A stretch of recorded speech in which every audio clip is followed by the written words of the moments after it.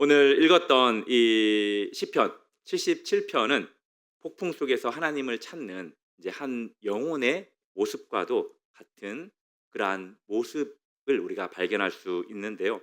하나님께 부르짖었지만 이제 하늘이 놋과 같은 이제 그러한 다친 것 같은 절망 가운데 있는 이제 시인의 모습을 우리가 볼 수 있습니다. 우리 성도님들도 이런 아무리 하나님을 찾고 부르짖어도 하늘이 놋으로 닫혀버린 그런 절망 같은 시간들을 분명히 경험했을 거라고 생각을 합니다. 오늘 이 시편의 저자는 아삽인데요. 이 시인의 마음이 그런 마음이었습니다. 깊은 어둠 속에서 이 시가 시작을 하지만 마지막은 하나님의 행적을 기억하면서 소망으로 마무리되는 것을 우리가 볼 수 있는데요. 이제 말씀을 좀 우리가 살펴보면서 함께 은혜를 나눴으면 좋겠는데, 이 시인이 처음에 어떻게 시작하냐면 하나님께 부르짖음으로 시작을 합니다. 이제 그 표현이 1절과 2절의 말씀이에요. 내가 내 음성으로 하나님께 부르짖으리니. 이 시인은 하나님께 지금 부르짖는 기도를 하고 있습니다. 왜 그러냐면 자신이 겪고 있는 그 고통, 그 절박한 그 심정을 그냥 조용하게 하나님 앞에 고백할 수 없었기 때문이에요. 저는 이 금요 기도회가 우리가 가지고 온 그 아픔과 상처와 그 절망들을 그냥 하나님 앞에 부르짖을 수 있는, 옆에 있는 성도님들의 시선, 그런 것들 신경 쓰지 않고 기도할 수 있는 금요 기도회가 되기를 바라는 그러한 마음이 있습니다. 이 시간만큼은 하나님께서도 우리가 쏟아내는, 부르짖는 그러한 기도를 하나님께서 더 듣기를 원하시지 않을까라는 생각을 합니다. 왜 그러냐? 금요 기도회만큼 어떤 면에서는 큰 소리를 내어서 기도할 수 있는 시간이 별로 없거든요. 그래서 우리가 하나님을 향해서 외치는, 부르짖는 그러한 기도를 했으면 좋겠는데, 이 시인이 지금 그렇게 하나님께 부르짖고 있는 거예요. 그러면서 이 시인이 어떻게 하냐면 이렇게 두 손을 들어서 하나님께 기도를 합니다. 하나님께 두 손을 든다라는 것은 그냥 단순히 제스처가 아니에요. 이 표현은 어떤 의미를 가지고 있는지 아시죠? 하나님께 내가 항복합니다. 나는 아무것도 아닙니다. 나는 막대기와 같은, 먼지와도 같은 그러한 존재입니다. 하나님, 내가 하나님께 엎드립니다. 라는 그러한 항복의 의미가 있고요. 또 하나는 하나님, 내가 나의 손을 하나님 앞에 높이 듭니다. 하나님, 내 손을 붙잡아 주세요. 내 손을 하나님께서 붙잡아 주셔야 내가 이 구렁텅이에서, 이 사망의 음침한 골짜기에서 내가 밖으로 나올 수 있습니다. 라는 그런 의미예요. 이 시인은 이렇게 하나님 앞에 두 손을 들고 밤에 기도를 하는데, 어떻게 기도를 하느냐? 밤새도록 손이 지치지 않게 들고 하나님 앞에 기도를 해요. 제가 너무 빨리 내렸나요? 이제 손을 들고 기도했던 그 성경의 장면을 혹시 우리 성도님들 기억하실까요? 이스라엘 백성들이 모세와 함께 출애굽하는 그러한 과정 속에서 르비딤이라는 곳에서 이제 장막을 치고 그곳에서 생활을 하고 있었습니다. 그런데 그때 아말렉이 쳐들어오죠. 아말렉이 쳐들어와서 전쟁을 벌이게 되는데, 여호수아를 이제 전쟁의 장군으로 이렇게 내보내고 모세는 아론과 훌과 함께 높은 산으로 올라가서 하나님 앞에 두 손 들고 기도하죠. 그때 이제 손을 들고 기도할 때는 승리하고, 손을 내리면 패배하는 이제 그러한 모습들을 보게 되어서 모세가 어떻게 하죠? 계속 손을 듭니다. 그런데 피곤해서 내려오니까 그 옆에 아론과 훌이 왼손과 오른손을 붙잡고 계속해서 전쟁에서 승리하게끔 만들어요. 사랑하는 성도 여러분, 기도에서 승리하고 싶다면 두 손 들고 기도하시기를 바랍니다. 내가 두 손 들면 갑자기 옆에 있는 분들이 저 사람 왜 그래? 뭐 문제 있어? 라고 생각하더라도 눈치 보지 마시고 하나님 앞에 그 문제를 이기는 게 낫지, 옆에 사람이 어떤 생각을 하는 게 뭐가 중요합니까? 이때 이제 전쟁에서 승리해서 여호와 니시가 이제 나오잖아요. 사랑하는 성도 여러분, 이 밤에 기도를 통해서 여호와 니시를 경험하는 우리 성도님들이 되기를 주님의 이름으로 축복합니다. 두 손 들고 하나님 앞에 기도하는 모습, 그냥 평범한 기도가 아니라 매우 필사적인 기도라는 것을 우리가 볼 수 있습니다. 이 사람을, 이 시인을 생각하면 정말 필사적인 기도를 하고 있구나라는 것을 느껴야 돼요. 시간이 지나도 기도의 응답은 없었지만, 팔은 점점 무거워서 아래로 내려오고 있었지만 끝까지 포기하지 않고 두 손 들고 기도하는 모습. 천부여 의지없어서 손 들고 옵니다. 주 나를 박대하시면 나 어디 가리까? 라는 그러한 찬양의 가사의 고백처럼 그렇게 이 시인은 고백하는 것을 보게 돼요. 계속해서 이 시인의 모습을 보면은 이제 내면의 고통의 소리를 우리가 들을 수 있습니다. 그 말씀이 3절, 4절이에요. 내가 하나님을 기억하고 불안하여 근심하니 내 심령이 상하도다. 주께서 내 눈을 붙들어 감기지 않게 하시니 내가 괴로워 말할 수 없나이다. 여기에서 눈을 붙들어 감기지 않게 하셨다라는 이 표현은 어떤 표현이에요? 잠을 못 자게 만들었다는 거예요. 얼마나 마음에 많은 근심과 걱정과 불안이 있었으면 눈을 감고 편안히 잠을 못 자겠어요. 이리 뒤척 저리 뒤척, 그리고 한숨은 땅이 꺼질 것처럼 푹푹 쉬면서 하나를 생각하면 또 다른 것이 생각해서 생각에 꼬리를 물고 계속 생각을 합니다. 제가 이 시간을 통해서 자주 이야기했죠. 생각을 깊이 하시면 안 돼요. 계속 생각하시면 안 됩니다. 계속 생각해서 불안을 떨쳐버릴 수 없어요. 생각하면 생각할수록 걱정되는 게 바로 우리의 생각이죠. 이렇게 밤을 지새는 성도님들이 분명히 지금 있을 거라고 생각이 들고, 이전에 그런 시간들을 안 보낸 사람이 지금 이 자리에는 없을 거라고 생각이 들어요. 어린 아이들이야 아무 생각 없이 사니까 그냥 편안하게 밤이 되면 자는 거지, 성년 이후에 삶은 너무나도 피곤해요. 제가 말씀드렸죠. 우리의 자랑은 뭐예요? 수고와 슬픔이에요. 얼마나 내가 수고로웠냐, 얼마나 내가 많은 슬픔을 겪었었느냐, 이게 우리의 자랑이죠. 이 시인은 하나님 어디 계십니까? 왜 응답하지 아니하십니까? 라고 계속해서 자신의 심정을 토로하는 것을 보게 됩니다. 5절, 6절에는 이 시인이 과거에는 하나님께 노래했지만 지금은 영혼을 찢는 그러한 질문들을 하나님 앞에 하고 있는 것을 보게 됩니다. 주께서 영원히 버리실까? 다시는 은혜를 베풀지 아니하실까? 하나님의 인자하심이 영원히 끝났는가? 그의 약속이 영구히 패하였는가? 하나님이 그의 은혜를 베푸시는 것을 잊으셨는가? 노하심으로 그의 긍휼을 그치셨는가? 이 구절들을 보면은 이제 이 시의 평행법, 여러 가지 이제 구조 가운데 이제 평행법을 여기에서 볼 수가 있어요. 이제 그것은 뭐냐면은 같은 질문을 다른 방식으로 계속 하는 거예요.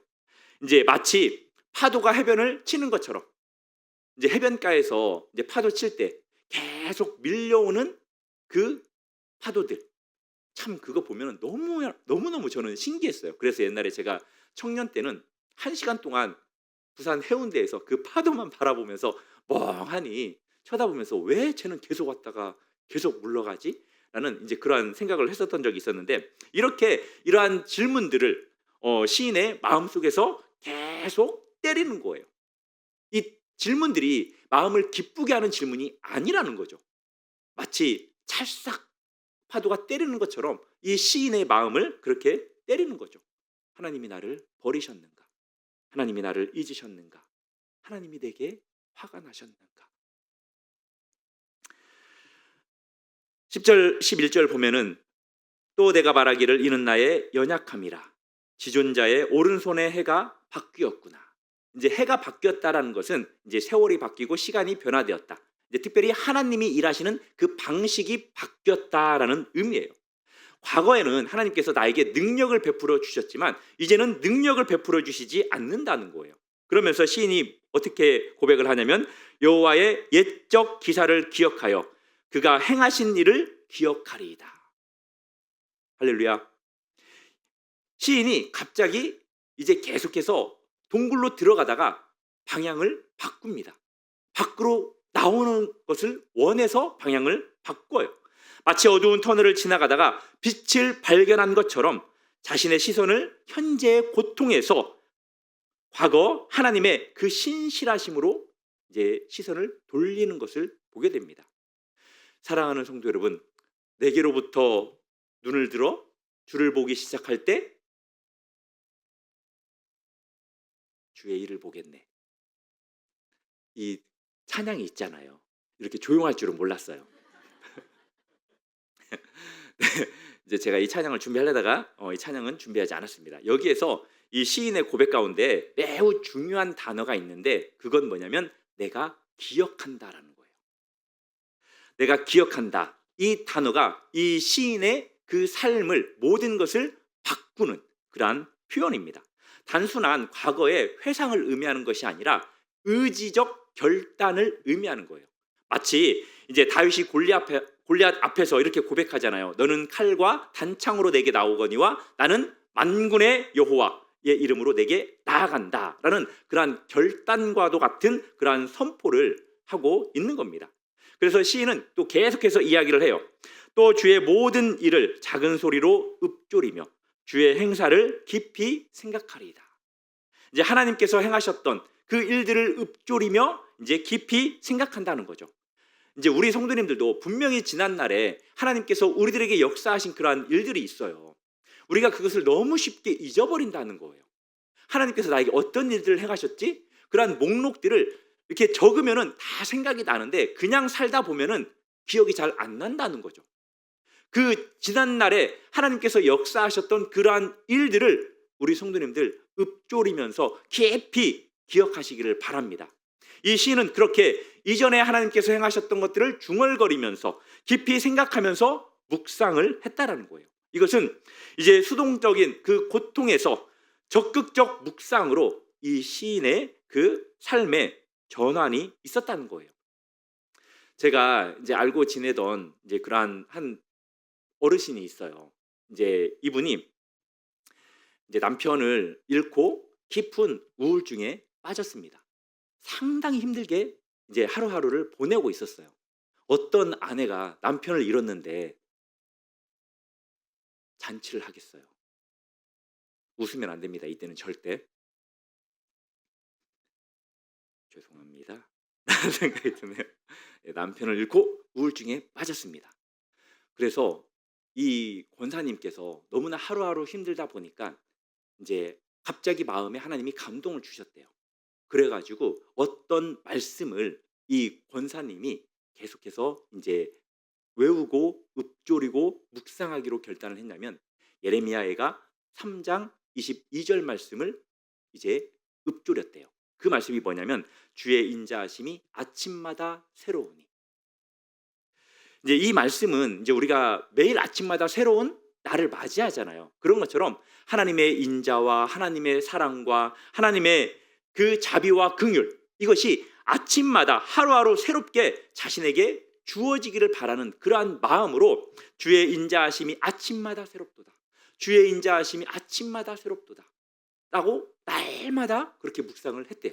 그렇게 계속 말씀을 묵상하면서 읊조리면서 하루하루 시간을 보내다가 며칠 정도의 시간을 보냈는지 정확히 알 수 없지만 갑자기 그 권사님의 마음 가운데에 그렇게 슬픔과 우울과 외로움은 사라지고 하나님이 주시는 그 기쁨과 감사와 평안이 파도처럼 밀려오더래요. 이것이 바로 이 시편의 기자가 경험한 거예요.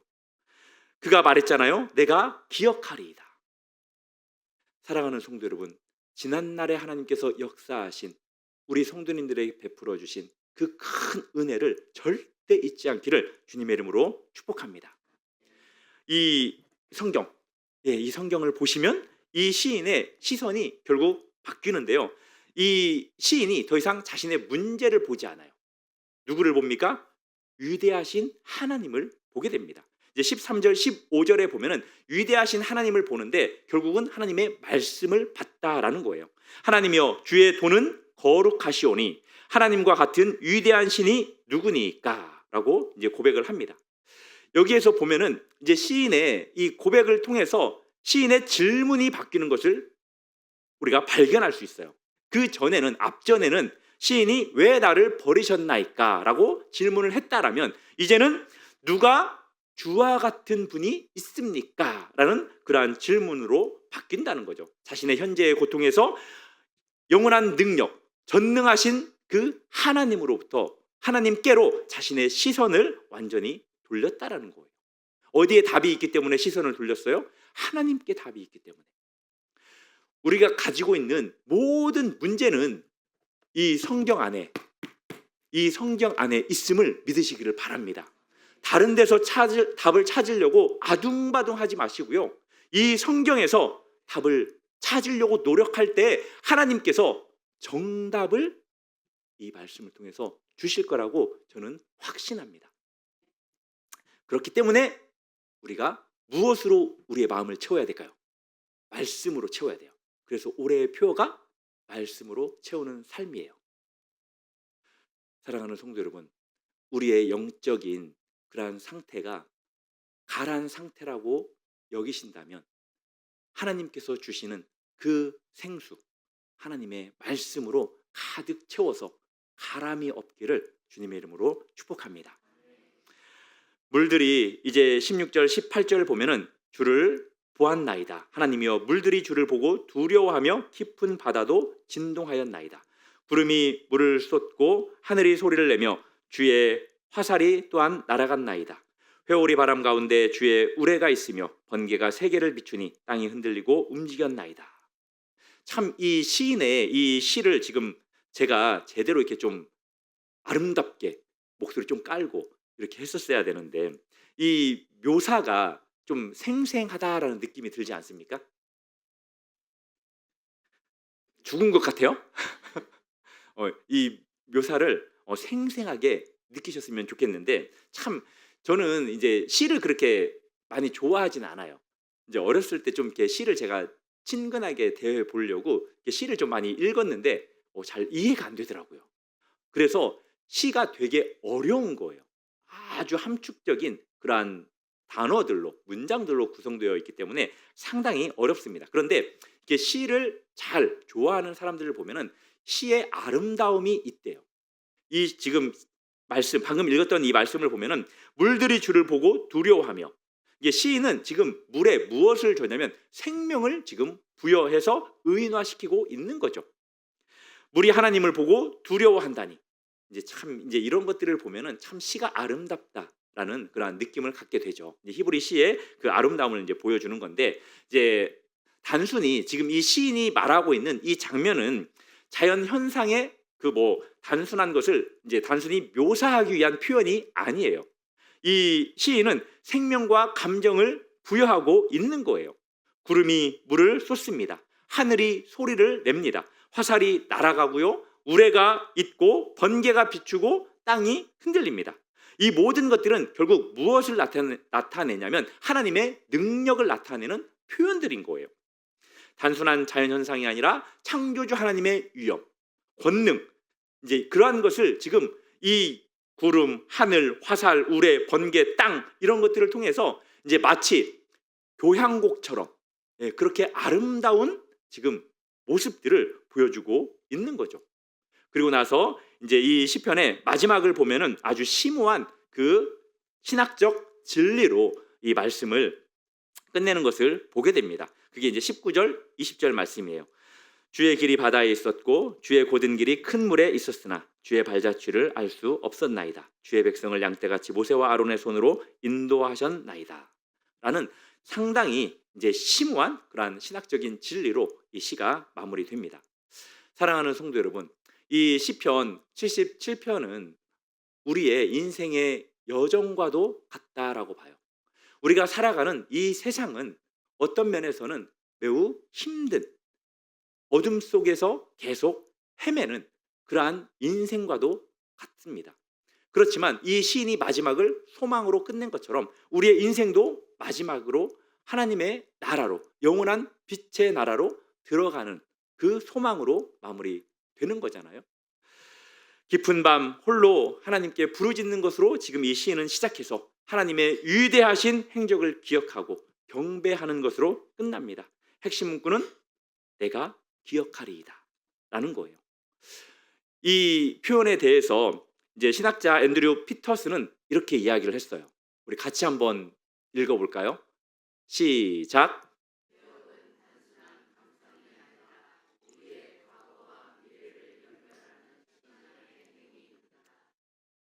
네, 기억은 단순한 지난날의